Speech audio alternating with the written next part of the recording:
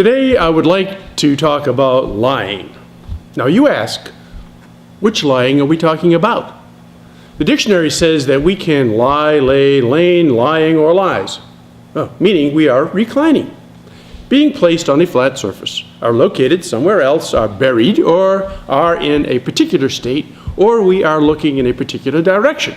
Be in a store as in a great deal of work lies ahead of us. Or we can stay undisturbed as in let sleeping dogs lie. Or something be acceptable in law. Or a golf ball position, or something can lie around, lie back, lie down, lie off, or lie to if you are nautical. Or you can lie with. Now I guess that means sleep together. Okay. So that's one of the reasons the English language can be a challenge. But wait, what about the other lie that we are all suspect our politicians are probably doing? Lying as in not telling us the truth. We are in the political season, and for many of us, we think that the politicians are lying to us. Are they? And if so, what difference does it make? No matter which side of the aisle we are on, we are convinced that the other side is populated with liars. Now, if we are not talking about people who just lie around, we must be talking dishonesty. Here the English language offers up variations on the word. The other lie in the dictionary talks about untruths, falsehoods, fabrications, fibs, and the ever-present little white lie. All these words have meaning and nuances. This is the jar that sits on my wife's bureau. It was given to her by a dear friend. It is full of change and a paper buck or two. Why? Did she put her loose change into this jar every time she told me a lie? Well, statistically, that may well be true. The stats I found suggest we are all lying to some degree.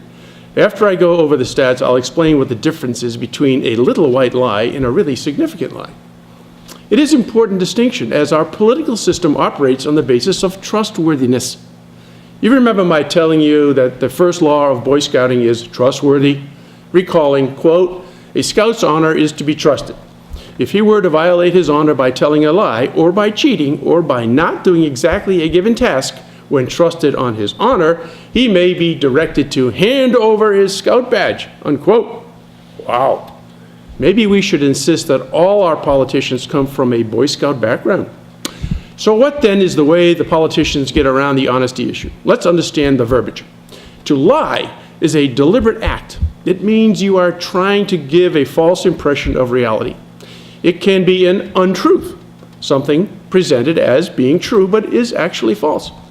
Something can be viewed as a falsehood, meaning a lie or untruth. Perhaps you have fabricated something, meaning you have invented a statement, story, or account devised with the intent to deceive. Then there is the fib, an insignificant, harmless lie. And finally, there is the little white lie. That's the one where you create a minor, harmless lie, usually told to avoid hurting somebody's feelings. So there are the choices we all have when thinking about politicians speaking to us. Are they fibbing, lying, fabricating? Who knows for sure? But it's instructive to know that we, the listeners of the political rhetoric, are also liars. Ooh, no, you say. But here are the stats. By age 4, 90% of American kids know what lying means, and they know how to lie. A 2002 University of Massachusetts study found that 60% of adults can't have a 10-minute conversation without lying at least once. So who do we lie to? How about our parents? 86% of kids lie to their parents regularly. But our friends? That would be 75% of the time. Our siblings? 73% of the time. And here's the reason my wife has a jar full of coins. Spouses? 69%.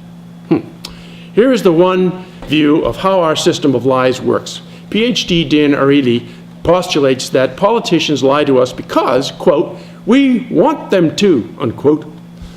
He found that people tend to complain most about the dishonesty of politicians whose views differ from their own, while conveniently overlooking the lies that come from politicians who echo their own views. Now, here's the breakthrough logic.